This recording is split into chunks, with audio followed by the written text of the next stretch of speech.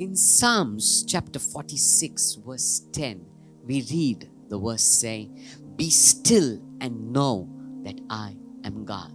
The psalmist here is declaring, God speak, saying, "Be still and know I am God." If you read the previous verses of the psalm, we will see in verse 2 it says, "Therefore we will not fear, even though the earth be removed, and though the mountains be carried into the midst of the sea." In verse 3, "Though its waters roar and be troubled, though the mountains shake with its swelling."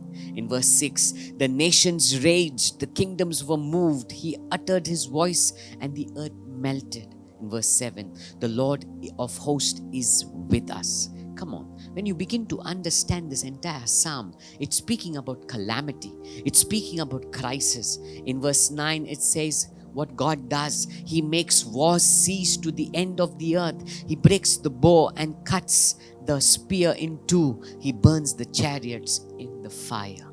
Now come on, when you begin to meditate on this psalm, it speaks about calamity, it speaks about crisis. That means even in the midst of crisis, in the midst of calamity, we will see God work, because God is with us and He is mighty, He is powerful.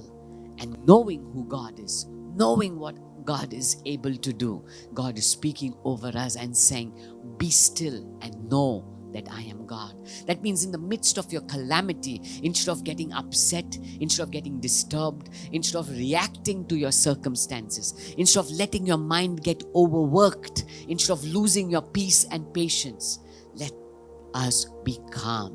Let us hold our peace. Why? Because we know our God is fully able to calm that storm. That's what it says there in the Psalms 46 verse 9. He makes wars cease. He breaks the bow and cuts the spear in two. He burns the chariots in fire. That means He is a God who will cease that calamity, who will bring peace in that storm.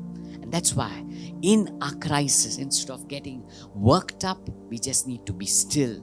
And what we need to really work on is getting to know who our God is. Because when we know who He is, we will be at peace, because we know He's the God who is above our crisis, who is above our storm, who is above that calamity that seems to be gripping us.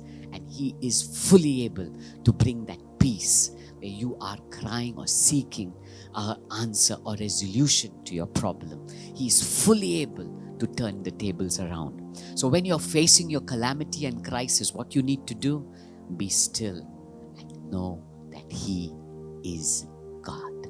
God bless you.